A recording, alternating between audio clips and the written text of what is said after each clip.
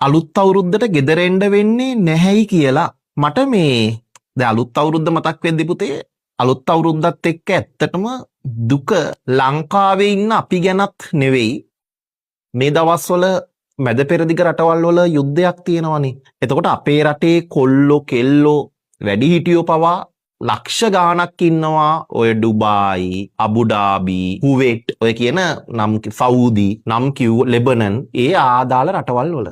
හරිද?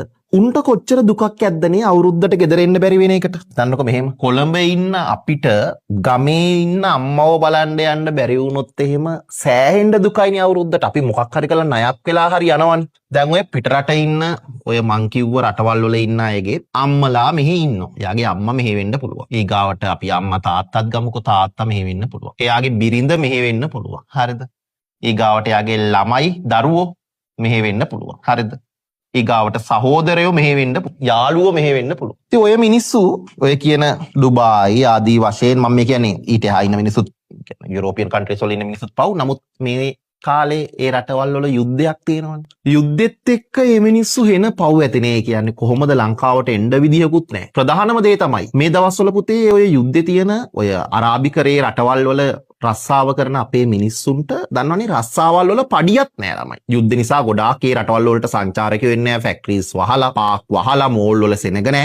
ඒ නිසා ගොඩාක් වෙලාවට පඩි නැතුව මේ මිනිස්සු ඉන්නවා ගෙවල් වලට වෙලා. සහ ඔයගොල්ලෝ හිතනවා ඇති අපේ රටේ එකෙක් ඩුබායි යනවා කියලා කියන්නේ ඌ ගිහිල්ලා එහෙ සැප විඳිනවා කියලා. කියන්නේ අපි හිතන්නේ එහෙමනේ. සින්දුරක් තිබ්බේ. මම එන්නේ ඩුබායි රටේ ඉඳලා සල්ලි හොඳට හම්බ කරලා හම්බ කරපු සල්ලි මා ළඟයි. ඇත්තටම අපේ රටෙන් යන බහුතරයක් උන් ඒ රටේ දුක් විඳින්නේ නැහැ. ඒගොල්ලෝ නතර වෙන්නේ පුතේ පාටිෂන් කියලා જાතියක.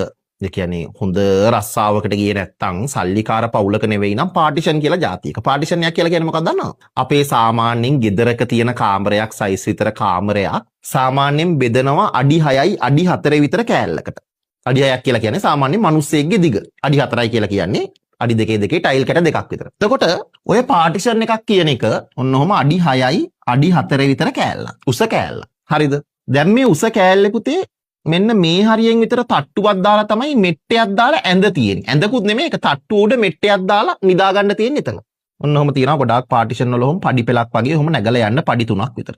මේ පඩි ඇතුලේ තමයි කබඩ් තියෙන්නේ ළමයි. රෙදි දා ගන්න, අරව දා ගන්න. එතකොට උයා ගන්න පොදු කුස්සියක් තියෙනවා. ඒ කුස්සිය උයා ගන්නෙත් එහා පැත්තේ අරාබ් මේ මොනවාද මේ අප්‍රිකාය වගේ මිනිස්සු ඉන්නවා. මේ පැත්තේ නේපාල මිනිස්සු, මේ පැත්තේ බංග්ලාදේශ. දැන් මේ වගේ කාමර 10ක් විතර තියෙනවා. 6 4 කෑලි අර එක කාමරයක් ඇතුලේ පාටිෂන් කරලා. බාත්රූම් එකට පාවිච්චි කරන්න ඕනේ. අර උට සමාජ රෝගද දන්නෙත් නැහැ අපි. එහා පැත්තේ කාමරේ ඉන්න කාට. එතකොට